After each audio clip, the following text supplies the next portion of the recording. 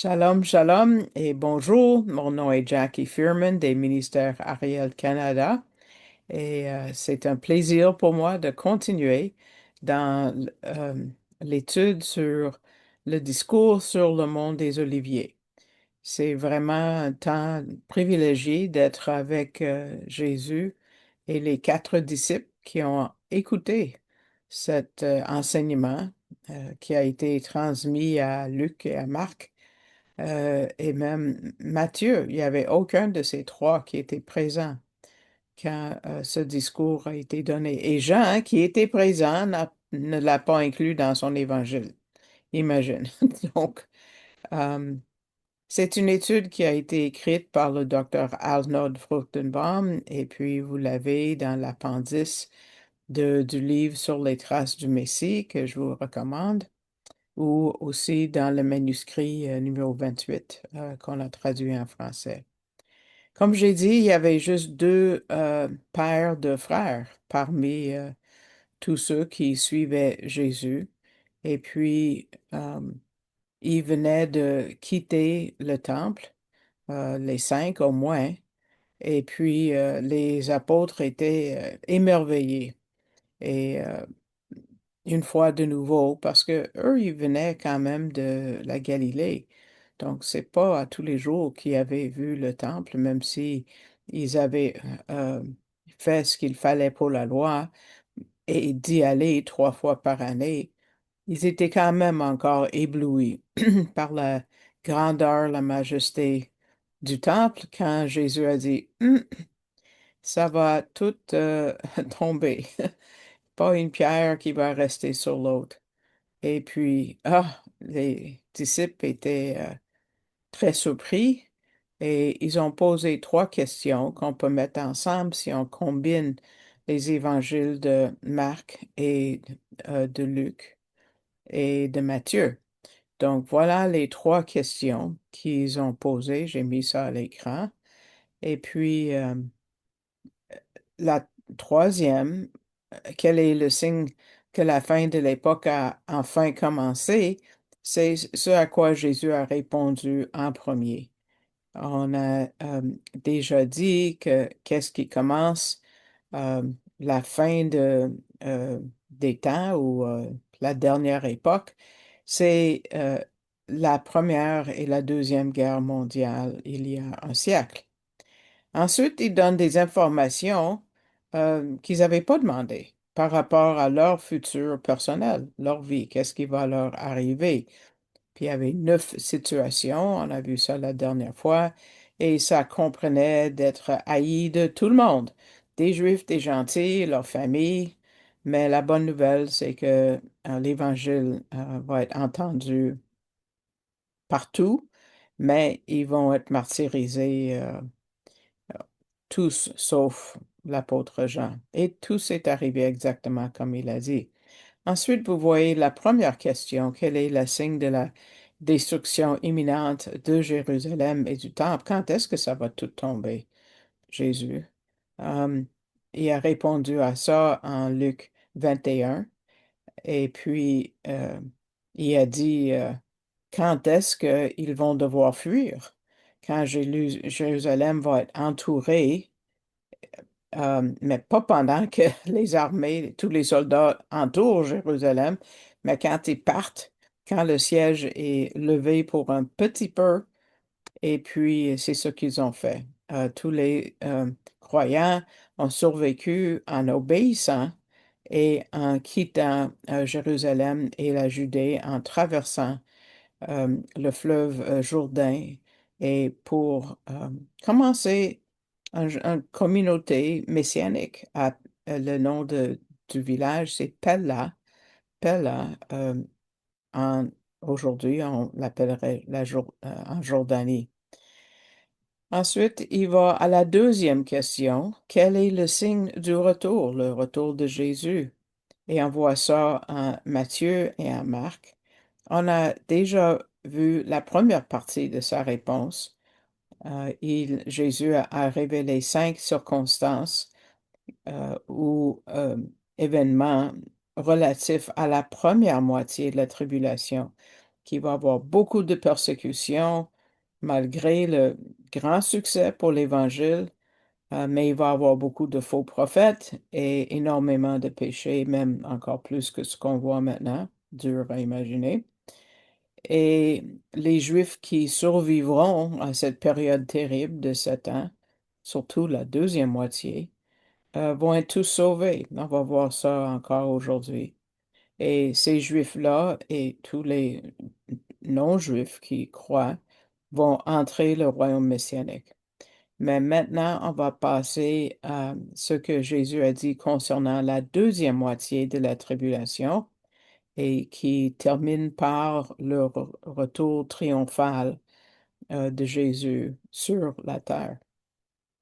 Il reviendra peut-être aujourd'hui pour nous rejoindre dans les airs, mais quand est-ce qu'il va mettre le pied sur la terre, justement, au mont des Oliviers où ils sont pour ce message? Ça va être à la fin de la deuxième moitié de la tribulation. Donc, il y a plusieurs éléments, 8 en tout, relatifs à la deuxième moitié de la tribulation. Et euh, on voit ça en Matthieu 24, versets 15 à 28, Matthieu 24, 15 à 28, et Marc 13, versets 14 à 23. On ne le voit pas en Luc. Et il donne plus de détails sur la deuxième moitié de la tribulation. Et en tout, il y a 8 événements. Euh, et puis, on va les voir. Surtout, vous pouvez suivre en Matthieu 24. Donc, je vous invite d'ouvrir vos Bibles à Matthieu 24. Premièrement, et on sait que l'abomination et on voit ça en verset 15, l'abomination de la désolation, c'est terrible. Et bon, c'est sûr que ça va être euh, au milieu, au juste milieu des 7 ans, après 3 ans et demi. Mais il y a 2 étapes à l'abomination de la désolation. Peut-être vous vous êtes déjà posé la question comme moi, mais c'est lequel de ces deux qui est la vraie affaire? Mais dans le fond, il y a 2 choses. D'abord, l'Antéchrist va dire qu'il est Dieu. Et puis ça, c'est terrible. Euh, et il va prendre le contrôle du temple juif et il va s'asseoir dans le Saint des Saints et il va dire qu'il est Dieu. Alors, si vous voulez voir ça dans le texte du Nouveau Testament, vous pouvez regarder 2 Thessaloniciens, chapitre 2, versets 3 à 10. 2 Thessaloniciens 2, c'est très important quand on parle de la fin des temps, versets 3 à 10 ici. Mais la deuxième étape, c'est que le faux prophète va faire une image de l'Antéchrist et ça va être placé dans le Saint des Saints. Et ça, on le voit en Apocalypse 13, versets 11 à 15, Apocalypse 13, 11 à 15, et on l'a déjà vu en Daniel 12, dans notre dernière étude sur Daniel, verset 11, Daniel 12, 11. Et ça marque le début de la deuxième moitié de la tribulation. Et là, ça va être le plus terrible de tout. Euh, Quand on voit les 8 éléments, le deuxième, euh, c'est que l'abomination de la désolation va être le le moment. Vous voyez, numéro 2, c'est versets 16 à 20 de Matthieu 24. Les Juifs sont en fuite. Parce que quand ils se proclament Dieu, là, il y a une image de l'Antéchrist dans le Saint des Saints. Ils s'en vont. Ils vont tout fuir. Ils vont dire, qu'est-ce qu'on a fait? Qu'est-ce qu'on a fait? On n'aurait jamais signé quoi que ce soit avec l'Antéchrist. On s'est trompé. Et les versets qui en parlent, c'est les versets 16 à 20. On va les lire ensemble dans vos Bibles. Euh, et alors que ceux qui seront en Judée fuient dans les montagnes. Donc ça, c'est pas juste Jérusalem, c'est ben, la région autour. Que celui qui sera sur le toit ne descende pas, pour prendre ce qui est dans sa maison et que celui qui est dans les champs ne retourne pas en arrière pour prendre même son manteau. Malheur aux femmes qui seront enceintes et à celles qui allaiteront en ces jours-là. Priez, de requête de prière ici de Jésus, priez pour que votre fuite n'arrive pas en hiver, ni un jour de sabbat. Donc, regardons ce passage en détail. On voit la même chose, un genre de mise en garde semblable en Apocalypse 12, qui est le chapitre qui marque le milieu de la tribulation. Donc, versets 13 à 17 dans Apocalypse 12. Et ça met l'emphase sur l'urgence de quitter, cours, vite, vite, vite, sors d'Israël. Et il faut, sans délai, sans y penser, obéir, cours, cours. Mais le Messie parle de trois obstacles potentiels qui peuvent empêcher une fuite rapide. Quoi? Ben, la première difficulté, c'est si on est enceinte, si une femme est enceinte ou si elle allaite, ça rend un voyage rapide, c'est sûr, plus difficile. Ça serait difficile pour une femme de fuir rapidement avec tout ça, avec ces situations-là, puis comme toute femme qui a déjà enfanté et allaité pourrait témoigner. Deuxième obstacle ou difficulté à une fuite rapide, euh, ça se rattache à l'hiver. Et nous, on se gratte la tête. Nous qui vivons dans l'hémisphère du Nord, nous qui vivons avec la neige, on dit, ben, en Israël, il y a si peu de neige, c'est quoi le problème? Non. Et une fois que vous allez visiter le pays d'Israël, vous allez comprendre. Parce qu'il y a plusieurs différences dans le climat qu'il y a là-bas à ce que nous vivons ici au nord d'Équateur. Une de ces différences, c'est le cycle de la température. Euh, Nous, on peut avoir de la pluie quasiment, ou au moins de la précipitation, n'importe quel mois de l'année, mais pas du tout comme ça en Israël. Euh, Il n'y a pas une seule goutte d'habitude de pluie qui tombe sur Israël entre le mois d'octobre et le mois d'avril. C'est pour ça que le docteur Fruchtenbaum prenait toujours ses tours guidés pendant ces mois-là, parce qu'il ne voulait pas avoir de chance qu'une goutte de pluie tombe ou que ça soit difficile de voir ce qu'il voulait nous montrer. Donc, toutes les pluies tombent entre le mois d'octobre et le mois d'avril, qui est comme l'hiver pour eux. Et quand il pleut, ce sont des très fortes pluies et ça entraîne des inondations. Euh, il faut savoir aussi comment les autoroutes sont bâties en Israël. C'est une autre différence. Nous, on peut construire une autoroute, puis on a un ravin qui est sec et d'habitude, on construit un pont pour aller au-dessus. Mais c'est pas du tout le cas en Israël. Ils vont paver et, descendre dans le ravin sec parce que c'est sec. Mais les ravins d'eau, quand ils sont inondés, s'appellent des WED. C'est le nom technique OUED, un WED. Et puis, les WED sont secs durant l'été et la plupart des hivers. Mais s'il y a une forte pluie diluvienne, mettons, le long des chaînes de montagnes et la pluie descend, euh, les eaux coulent. Même il y a des gens qui sont perdus, emportés par l'eau, tellement ça devient fort. Donc, il faut prier que euh, la fuite, que l'Antéchrist, quand il va se déclarer Dieu, et l'image va être érigée au sein des saints, priez que ça n'arrive pas pendant l'hiver, parce que si vous avez à traverser les routes qui sont couvertes d'eau, ça va être très, très difficile.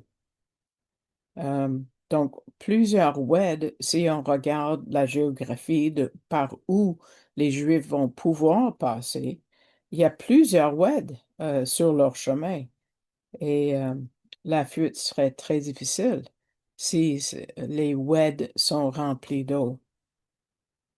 Une autre requête de prière est que ça se produise pas pendant le jour du sabbat. C'est quoi le lien? C'est quoi l'idée? Mais beaucoup d'Israéliens n'ont pas de automobile à eux. Ils prennent les transports en commun. Et comme les autobus, les trains, euh, et ça va être difficile de sortir à moins d'avoir un véhicule à eux. Et uniquement le tiers des Israéliens, au moment que le Dr. Fruchterman m'a écrit l'étude, avaient une auto. Et tous les trains, sauf il y a un nouveau rail, qu'on a eu bien de la discussion si on pouvait le garder ouvert ou non pendant le sabbat, euh, mais tout ferme le jour du sabbat. Donc, ils vont pas pouvoir emprunter le train ou l'autobus pour sortir, pour fuir, parce que tout va être fermé. Donc, pour ces deux raisons-là, Jésus leur a demandé de prier afin que l'abomination de désolation arrive pas, ni en hiver, ni un jour du sabbat. Pour retourner à notre liste, on va voir le troisième élément, c'est que l'antisémitisme, même au verset 21 de Matthieu 24, est terrible maintenant, mais là, ça va être encore pire. Euh, Matthieu 21, verset 21 dit, car alors la détresse sera si grande qu'il n'y en a point eu de pareil depuis le commencement du monde jusqu'à présent et qu'il n'y en aura jamais. Donc, l'antisémitisme mondial va être à un niveau qu'on n'a jamais vu. La violence. Juste aujourd'hui, aux nouvelles, le jour que j'enregistre cet enseignement a été attaqué par juste devant une synagogue à New York. Donc, c'est terrible. Et Satan tentera encore une fois de s'acharner sur les Juifs pour les éliminer, pour les exterminer une fois pour toutes, comme le psaume 83 dit, on va les éliminer comme peuple. Et quatrièmement, malgré tout ça, et même si deux tiers des Juifs mourront, Israël survivra. Pourquoi? Ben, c'est parce qu'on a un Dieu qui garde ses alliances. Au verset 22 de Matthieu, ça dit, si ces jours n'eût été abrégés, personne ne serait sauvé. Mais à cause des élus, à cause du reste, à cause des promesses de Dieu, à cause des alliances de Dieu, ces jours seront abrégés. Continuons à la cinquième idée qu'on voit dans la deuxième partie de la tribulation. Il va y avoir un faux Messie, verset 23. Quelqu'un va dire, tout comme Satan et le contrefaçon de Dieu le Père, un faux Messie va être la contrefaçon de Dieu le Fils, euh, l'Antichrist évidemment, comme on témoigne au verset 23, si quelqu'un vous dit alors le Christ est ici ou il est là, ne le croyez pas. Donc, est-ce que les Juifs vont croire qu'il est le Messie? Non. Je pense que non. Monsieur Gabizon, le directeur d'Ariel Canada, croit que le faux prophète va se proclamer le Messie. Nous, on ne va pas être ici, donc on ne sait pas pour le moment qui comprend la situation mieux. Sixièmement, vous voyez à l'écran, il va y avoir des faux signes, des faux miracles, des faux prodiges. Et on voit ça au verset 24, car il s'élèvera de faux Christ, et c'est au pluriel, et de faux prophètes, et ils feront de grands prodiges et de miracles, au point de séduire, s'il était possible, mais on sait qu'il n'est pas, même les élus. Donc, la deuxième moitié de la tribulation, euh, on va avoir ces faux signes afin de séduire le monde entier. Et ces faux signes vont être accomplis par l'Antichrist. On voit ça encore si vous voulez retourner vous-même à 2 Thessaloniciens chapitre 2, cette fois-ci versets 8 à 10. Et aussi par le faux prophète. Un des chapitres qui parle beaucoup du faux prophète, c'est Apocalypse 13, et ça va être les versets 11 à 15. Septièmement, le Messie donne plusieurs avertissements, des avertissements divers au verset 25 à 27. Donc, je vous invite d'ouvrir vos Bibles et de lire avec moi. Voici, je vous l'ai annoncé d'avance. Si donc on vous dit, voici, il est dans le désert, n'y allez pas. Voici, il est dans les chambres, ne le croyez pas. Car comme l'éclair part de l'Orient et se montre juste en Occident, ainsi sera l'avènement du Fils de l'homme. Wow, ça va être quelque chose. Le Messie, d'abord, il les avertit de ne pas croire les prétendants qui disent être le Messie, ou que la deuxième venue est arrivée secrètement. Oh non, ça va pas être secrètement, pas du tout. Parce que ça va être un gros éclat énorme. Et au moment que Jésus reviendra, tous les hommes de la terre le verront. Et comme une lumière illuminant le monde entier. Huitièmement, si on retourne à notre liste, on finit avec le point 8 au verset 20. Le Messie leur donne un indice du lieu de la seconde venue. Et ça, c'est un verset qui prend un peu d'explication. Verset 28, lisons ensemble. En quelque lieu que soit le cadavre, là s'assembleront les aigles. Qu'est-ce que ça veut dire? C'est pas clair. Je me rappelle très bien quand j'ai posé la question au docteur Fruchtenbaum. OK, on parle d'un cadavre. Et quand il y a un cadavre, c'est pas nécessairement les aigles, mais plutôt des vautours qui vont arracher la chair de cet individu. Le cadavre ou le corps à qui Jésus réfère, c'est Israël. C'est plate, parce qu'ils sont morts spirituellement, hein. Ça, c'est mon opinion. Euh, et les vautours sont les gentils qui vont entourer Israël pour l'attaquer. Et la seconde aura lieu à l'endroit où le corps d'Israël se trouvera. Où c'est? Ben, on va le voir tantôt. Et parce que les nations se rassembleront là. Ça s'appelle Botzra en hébreu. En grec, c'est Petra. Sûrement vous avez entendu.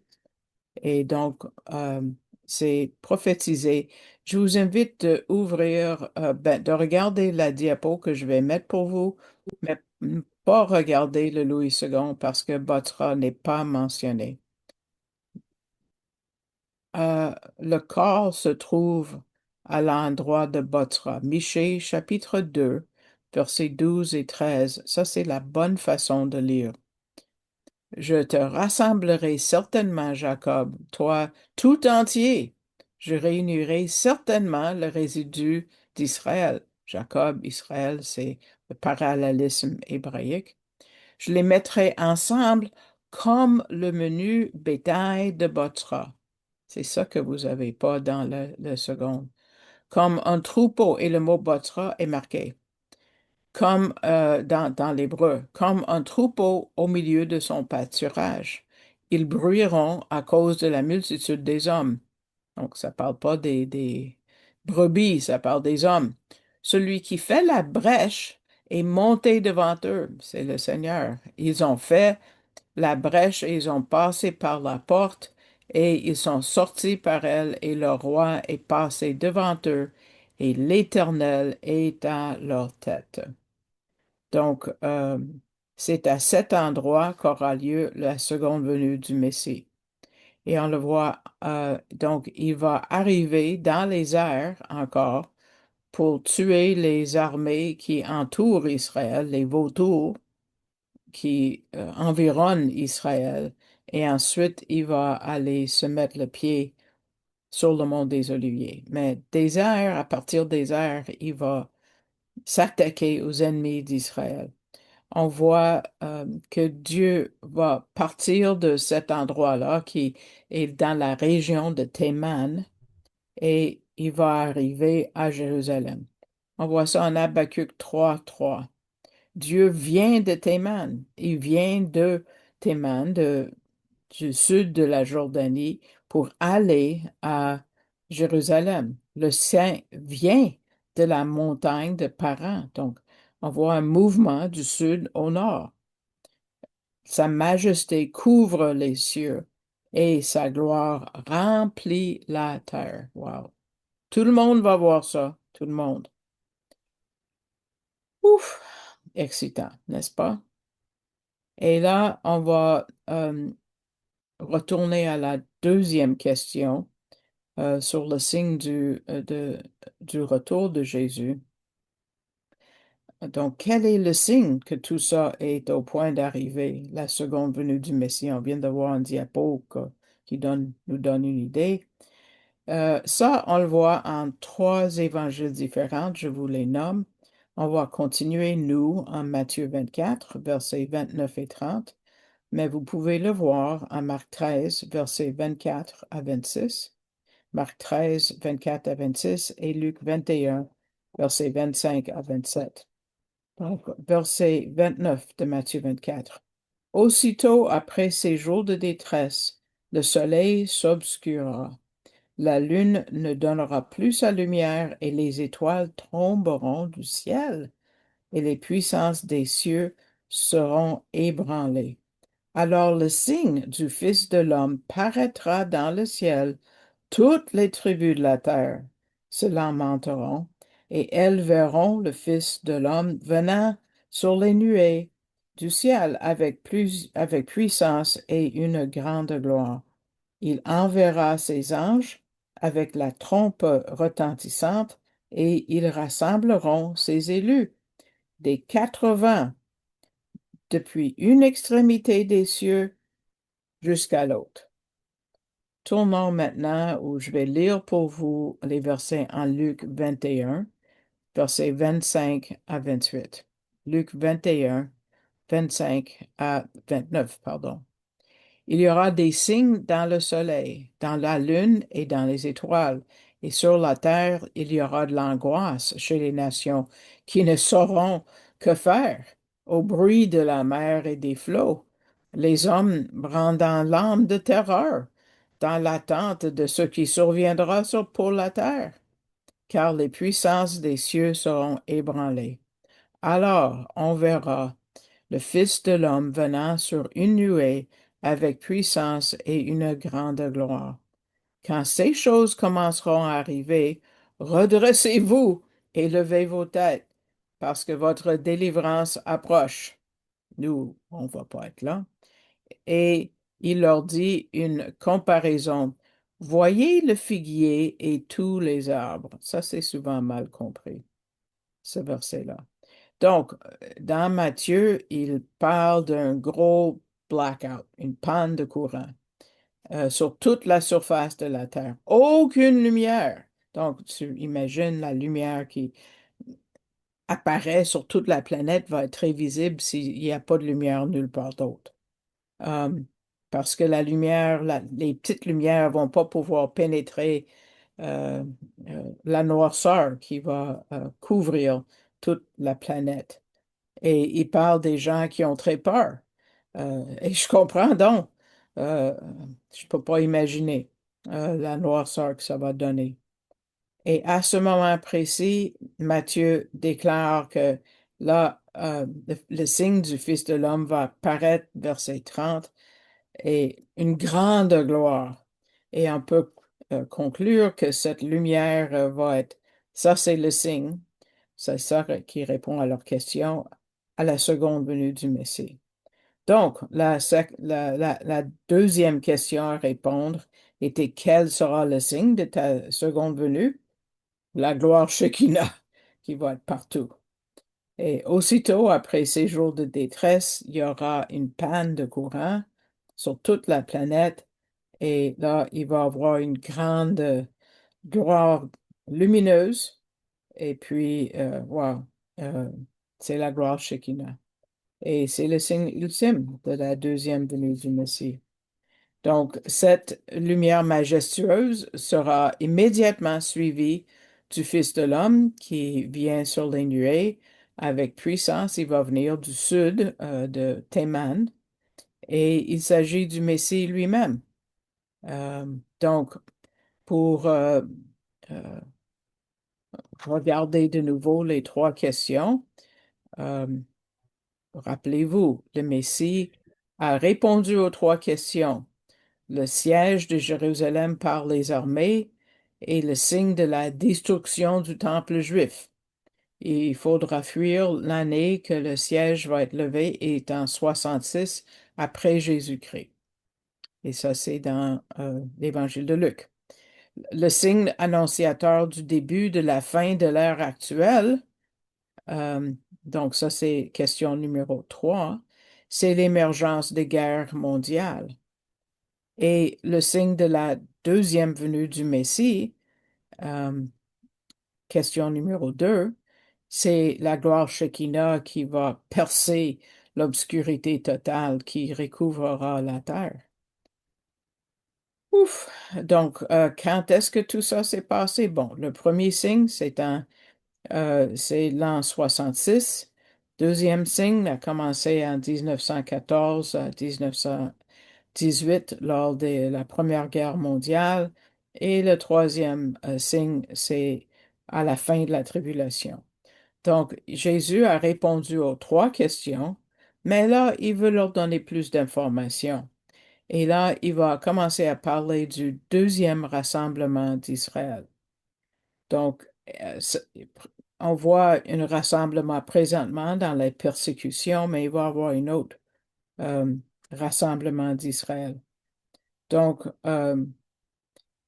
Jésus, juste à spécifier, la deuxième moitié de la tribulation, c'est après la première, mais il n'a pas donné beaucoup d'autres détails.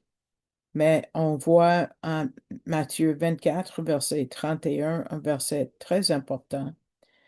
Il enverra ses anges avec la trompette retentissante et ils rassembleront ses élus des quatre vents, depuis une extrémité des cieux jusqu'à l'autre. Marc 13, on va le mettre à l'écran pour vous, verset 27. Alors il enverra les anges et il rassemblera les élus des quatre vents. De où? Numéro un, de l'extrémité de la terre. Numéro 2, jusqu'à l'extrémité du ciel. Pas la même place. Donc, il va envoyer ses anges à travers le monde afin de rassembler tous les Juifs, même ceux qui sont dans les corps glorifiés. Et on voit le contexte en Ésaïe 27, versets 12 et 13. Ésaïe explique comment la restauration finale se fera au son d'une grande trompette et vous allez voir que ça vient de Deutéronome. Donc, en ce temps, ça c'est versets 12 et 13 de Ésaïe 27, en ce temps-là, l'Éternel secouera des fruits. C'est comme secouer un arbre depuis le cours du fleuve jusqu'au torrent d'Égypte, et vous serez ramassés un à un, enfants d'Israël. En ce jour, on sonnera la grande trompette, et alors reviendront ceux qui étaient exilés au pays d'Assyrie ou fugitifs au pays d'Égypte, et ils se prosterneront devant l'Éternel sur la montagne sainte à Jérusalem. Et le contexte, c'est Deutéronome 34 que vous avez en bas de la diapo.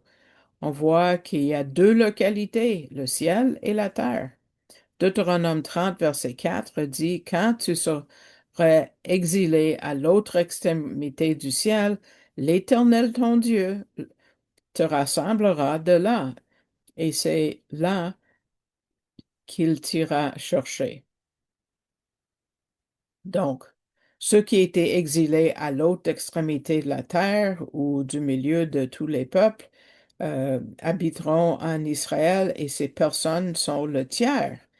Et le reste qui aura survécu de la tribulation, parce qu'on a vu qu'il y a juste le tiers des Juifs qui survivra. Et ceux qui étaient exilés à l'autre extrémité du ciel, mais ça va être quelqu'un comme moi, euh, les saints de l'Ancien Testament et les personnes déjà dans les corps glorifiés. Donc, cette partie du discours sur le mont des Oliviers résume de nombreuses prophéties des Écritures hébraïques où c'est établi clairement que la restauration finale du monde se produira uniquement après la seconde venue du Messie et non avant. Puis il y a beaucoup de versets, je vous réfère au livre sur les traces du Messie. Je sais qu'on a pris un peu plus de temps que d'habitude pour faire cette partie-là sur la deuxième moitié de la tribulation. Et j'espère que vous avez été bénis. On prie pour vous régulièrement, que vous soyez bénis, que vous compreniez mieux la parole pour avertir les gens autour de vous, famille, amis, coéquipiers, parce que ça s'en vient. Si vous écoutez sur YouTube, une fois euh, que c'est téléchargé, mettez le pouce vers le haut, s'il vous plaît, pour augmenter notre visibilité. Et puis, vous pouvez recevoir un avertissement que, il y a une nouvelle session qui est téléchargée si vous euh, permettez à votre appareil, soit ordinateur, téléphone, tablette, de vous envoyer des avis et que vous vous abonnez.